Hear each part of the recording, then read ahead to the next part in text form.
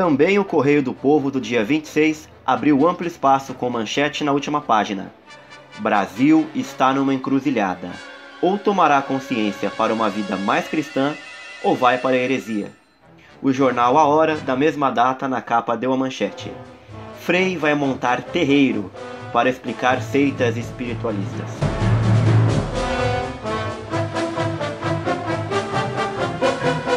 Dia 28. O orador iniciou com a parte experimental. A mesa dançante obedecia e respondia, mediante pancadas, a algumas perguntas. Explicou a Umbanda e seus objetos em uso, espatifando-se no chão a estatueta do Exu, o demônio. Dia 29. Após meia hora de experiência sobre sugestões diretas, para explicar certas curas que ocorrem nas sessões espíritas, o conferencista discorreu sobre a doutrina do círculo esotérico da comunhão do pensamento, ioguismo, rosacrucianismo e teosofia. Dia 30. Depois das experiências com fenômenos que obedecem à sugestão indireta, como magnetismo, fluidos e espíritos, o conferencista explicou a reencarnação. Fala pessoal, tudo bem? Sou eu novamente, o Mário Metsu, e hoje nós trataremos de como funciona uma sessão de hipnoterapia. Tendo em vista o nosso curso de novembro, muitas pessoas têm me perguntado o que é possível, o que não é, se é lícito, se é permitido a um católico envolver-se com as técnicas da hipnoterapia. Muito bem, muito boas perguntas. Para responder cada uma delas, eu poderia levar 1 hora e não esgotaria o assunto. Mas, para início, eu posso dizer para vocês o seguinte: a capacidade de aderir às sugestões é inerente do ser humano. Ela acontece exatamente e na mesma intensidade, na mesma frequência, do que numa conversa normal, com uma pessoa plenamente acordada e fora do transe. Porque dentro de uma conversa, à medida que você se aprofunda no assunto, que você se interessa, que você, digamos assim, desliga o sensorial do que está ao seu redor e fica na sua imaginação, assistindo aquilo que você está ouvindo, o que você está falando, a barreira do inconsciente ela já é atravessada com mais facilidade. É assim que, por exemplo, um argumento pode penetrar numa pessoa e pode não penetrar de forma alguma, por melhor que ele seja. Depende do quanto a pessoa esteja aberta. E a pessoa ela pode controlar o seu nível de profundidade no transe. E sim, eu quero dizer para vocês que o transe acontece o dia inteiro, é cotidiano. Vocês estão lendo um livro no metrô, no ônibus, já estão em transe. Às vezes passa do ponto, não é? Não quero dizer que você fica bobado porque você está em transe. O que eu quero dizer é que sua atenção está tão concentrada em um ponto que o resto assim fica em segundo, terceiro, milésimo plano. Dessa forma também que, por exemplo, nós ouvimos às vezes uma pessoa, pode ser nossos pais, nossos irmãos, dizerem algo negativo sobre a gente, que determinadas vezes você ouve bastante e não pega, mas em um dia aquilo pega e cria raiz, fica profundo. Essa raiz pode gerar um trauma, pode gerar um desconforto que fica aí por 20, 30 anos e você não conhece, não sabe de que forma que ele entrou. De que jeito que a hipnose funciona? Quando você adquiriu esse trauma, essa sugestão, ela entrou por hipnose. Aí vai falar pra mim, nossa, não fez indução. Não precisa ter indução. Indução, quando o hipnólogo faz com uma pessoa, é um convite a ir pro transe. Se eu tivesse com um voluntário que fizesse uma espiral, por exemplo, no olho dele, ele entraria em transe se ele quisesse. Se ele não quisesse, não mudaria nada. Tanto que eu posso pegar uma pessoa sugestionável, fazer a espiral, ela entrar em transe, eu acordar novamente e falar, olha, agora você não vai entrar, ok? Faça exatamente o mesmo procedimento. Ele não é infalível, ele não é nada, ele é um convite. Ele é como se eu desse a mão para a pessoa e dissesse, você quer vir? Então venha. E ela não perde a sua consciência moral, ela não perde a sua memória, ela não perde nada. O máximo que ela pode ficar, e isso chama muita atenção das pessoas, é um aspecto meio preguiçoso. O corpo fica pesado, às vezes os olhos ficam batendo, a pálpebra fica trepidando rapidinho. Mas isso porque o estágio de concentração dela está completamente nas suas vias ou sensoriais ou na sua memória. E assim fica mais fácil tratar as memórias, porque nesse estágio não é que a pessoa me obedece, ela está mais suscetível a pensar muito melhor do que eu falei. A memória, ela se abre com muito mais facilidade, um monte de coisas que uma pessoa não consegue se lembrar durante o dia através do esforço consciente, né? Quero lembrar daquilo que era. Às vezes na hipnose ela aparece assim, tum. O que a medicina chama de hipermnésia.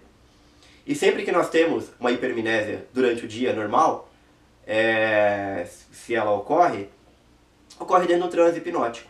Então eu quero dizer para vocês, sim, que o transe hipnótico, por exemplo, ele acontece quando o sangue está mais alcalino, quando você faz exercícios físicos, logo depois que você termina, está muito mais suscetível a sugestões, né? Algumas pessoas pensam que sugestão é aquilo que eu dou para a pessoa e ela rapidamente, prontamente, pum, ela obedece. Não, na verdade não é assim. A sugestão, ela é plantada no inconsciente da pessoa e fica como uma ideia subjacente. Querem um exemplo disso? Uma pessoa que não dorme bem de noite. O problema dela pode ser de saúde, pode ser emocional, pode ser porque ela não se sente bem naquela cama. Vocês sabem, não vou tentar esgotar uma lista de problemas que faz uma pessoa não dormir. Com a hipnose, a gente vai ter que fazer uma investigação profunda e descobrir e tratar lá. Mas muito a princípio a gente pode colocar uma âncora. Por exemplo, a pessoa em transe, moderado, não precisa estar em coma hipnótico, dormindo e etc. Você diz para ela, toda vez que você encostar no seu travesseiro, deitar na sua cama, enquanto você fala ela já está imaginando, tá? Uma grande sensação de bem-estar te invade e tal. Isso é simples de fazer, não seria uma terapia muito profunda. Ela vai acordar da hipnose, normal, e quando ela chegar na cama dela, o que ela tinha com possibilidade na cabeça dela, antes da sugestão, era deitar na cama para pensar em problema. Agora ela tem uma outra possibilidade, você plantou e adquiriu, e esse pensamento plantado nela adquiriu sua confiança. Então ela deitada na cama, o que ela pode sentir no mínimo é assim, na mesma intensidade a vontade de pensar besteira e a vontade de se sentir bem. E ela consegue escolher. Porque a hipnose também, ela ensina para a pessoa como que ela faz para relaxar. Isso é muito interessante, né? Da mesma maneira que o tratamento com hipnose pode ser muito fácil para o hipnólogo fazer, às vezes ele requer uma habilidade, digamos assim, extra hipnoidal. Por exemplo, uma vez eu estava tratando uma senhora, uma jovem senhora, aqui, de que ela tinha desejos, sonhos de fazer uma série de coisas que estavam ao seu alcance, não faltava dinheiro, não faltava oportunidade, mas quando chegava o momento dela fazer, ela sentia um desespero gigantesco, como se fosse uma repulsa, sabe? É o que ela dizia, eu sinto repulsa disso, mas eu não sei porque eu sinto repulsa, sendo que eu desejo tanto. Não é? Ela só aparece naquele momento, eu não encontro força, como se fosse um diabo sugando o sangue das minhas veias, um vampiro, eu não consigo. E aí eu fiz o procedimento padrão. Em transe eu falei pra ela, bom, imagine-se então que você está fazendo aquilo. Aí ela, não consigo. Aí eu tentei isso de várias formas, porque a hipnose ela é colocada do jeito que você fala, do jeito que você organiza as palavras. Não é? Muito mais que a indução é fácil, qualquer um aprende 5 minutos a induzir uma pessoa ao transe. Mas o tratamento depende de prática, depende do seu carisma também, depende de um bom curso. Mas retornando ao assunto. Então eu falei pra ela pensar naquelas coisas que ela nunca vai conseguir fazer. Dessa forma, eu me alinhava ao tipo de pensamento, ao jeito de pensar que ela trazia consigo. E então eu falei isso e fiquei esperando, calibrando o transe, olhando para as feições dela, né? Então ela começou pensativa assim, sabe? Meio que procurando pensamento. Daqui a pouco eu vi o rosto dela se iluminar, ficar muito uma feição muito mais branda. E ela estava se vendo ali, fazendo as coisas que ela nunca faria, né? E então eu fiquei na dúvida. Às vezes, durante a hipnoterapia, a gente não sabe exatamente o que vai acontecer no final. A gente fica comendo pelas beiradas. Por isso que ela pode durar uma sessão, pode ter, né, a duração de uma sessão para o restabelecimento, como pode ter 5 sessões. A gente vai tateando. Cada pessoa é um universo. Mas nesta sessão, ela agradeceu, saiu feliz, ela foi tomada por aquele pensamento. E, sei lá, não lembro agora, uns 2 ou 3 dias depois, ela me ligou falando que já tinha começado a fazer as coisas com grande facilidade. Então ela deitava na cama e tinha muito desejo de fazer. E quando ela chegou na frente da coisa, parece que o desejo só aumentava. O que eu fiz através da hipnoterapia? Organizei o pensamento dela da forma que era necessário. Ela pensava ao contrário. Ah, é assim que você pensa? Tá, eu vou deixar assim. Só que através da hipnose, a gente fez uma manobra para ficar ao contrário. Ela só não fazia as coisas porque a ideia de como se faz aquela coisa que ela queria, ela não tinha. Ela só sabia que ela tinha o desejo. E a partir do momento que ela assistiu na imaginação dela, ficou possível. Fim. Simplesmente Eu praticamente não sugeri nada para a pessoa. Só que no estágio de transe, eu poderia ter feito com ela acordada também. Poderia até ter dado certo. Só que no estágio de transe a pessoa fica muito mais aberta às emoções, né? E a gente lembra os cultos pentecostais, os centros espíritas, esses lugares têm explosões de curas e de milagres, né? Até porque o que eles conseguem de explosão sentimental nas pessoas, na clínica a gente consegue muito menos. A hipnose, vamos dizer assim, com todo respeito, de um pai de santo que nem sabe que faz hipnose, é mais poderosa do que o que a gente faz. Porque o poder de convencimento dele é muito maior. A pessoa acredita que além dele, quem está agindo ali são entes sobrenaturais e tal, ela não duvida de nada. Duvida de nada. O que ele falar ali pega. E sobre este fenômeno a gente vai falar no nosso curso. Que não vai ser só, não vai tratar simplesmente de como fazer a hipnoterapia, de como colocar em transe. Colocar em transe é fácil. Vocês vão aprender nos primeiros minutos lá. Mas também de como funciona o curandeirismo, quais são os truques, as possíveis malandragens, né?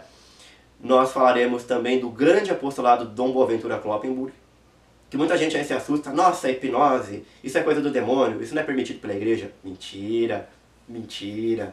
Eu vou levar bastante coisa pra gente discutir lá. Posteriormente eu coloco aqui no canal também, porque esse tema é importante.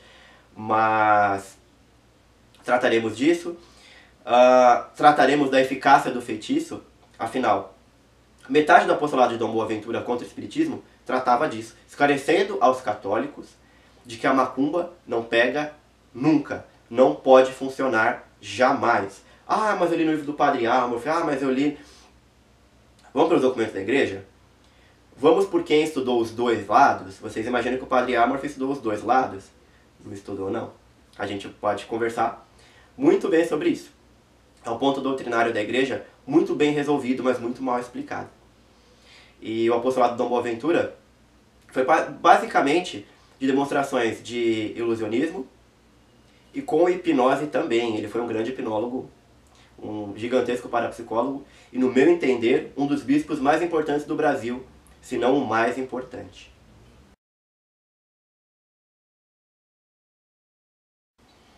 Por fim, então, num bate-bola para a gente terminar rapidamente. O que é que eu desejo com este curso?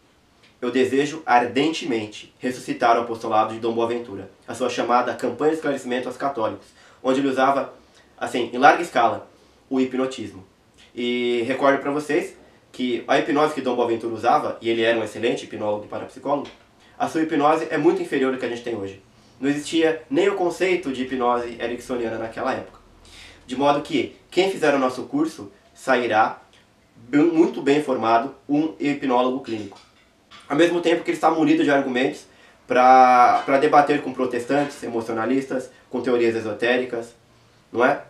Com modernistas, espíritas, como foi a especialidade de Dom Boaventura, ele fazia isso na TV, no rádio, abertamente, para público de 10 mil pessoas. Você pode, através da hipnose, debater com o espírita, não mais mostrando simplesmente a Bíblia. Os versículos que você tem que proíbe a necromancia e a evocação, ele conhece de trás para frente. Mas quando ele vai no centro e presencia aquelas coisas, na realidade ele não quer trocar a Bíblia pelo que ele assiste. Com a hipnose você pode demonstrar. Meu filho, isso aqui é sua imaginação.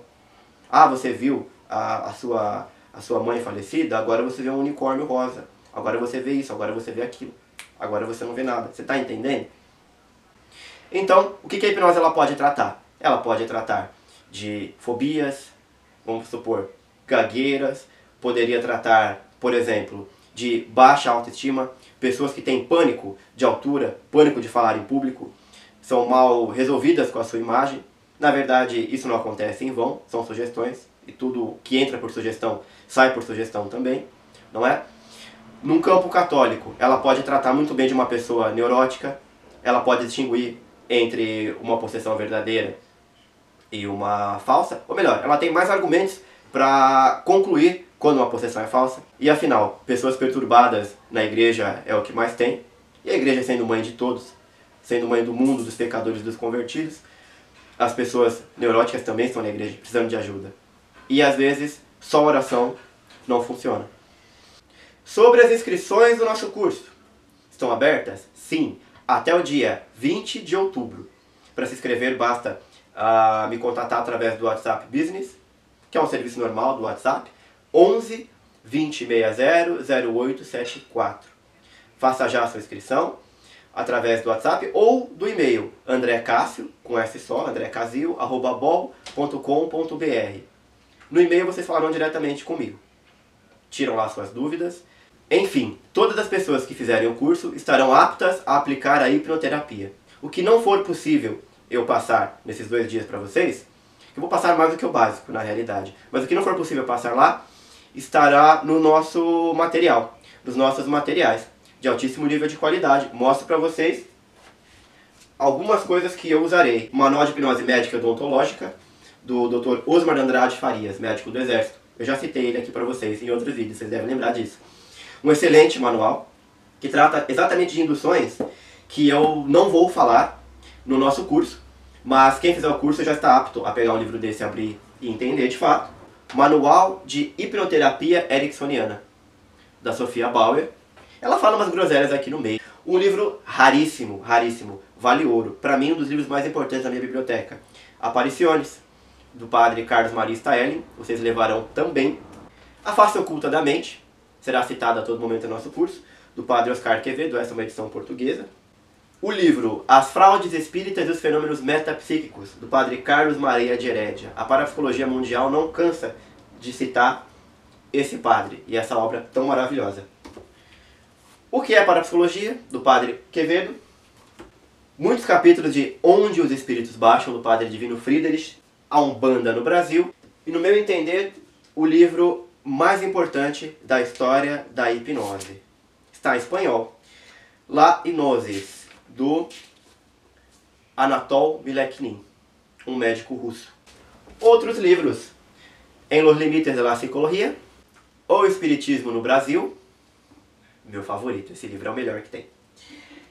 E tantos outros. As dúvidas vocês podem colocar aqui nos comentários, ou me acessar no WhatsApp, ou no e-mail. Encontro-me à disposição. Espero que Deus abençoe a todos vocês. E que, se Deus quiser, os mais interessados, que possamos nos ver lá. Nosso curso é bem baratinho, eu acho que vale a pena para qualquer um. É um apostolado mais do que urgente e necessário. Um forte abraço, salve Maria, até o dia 3.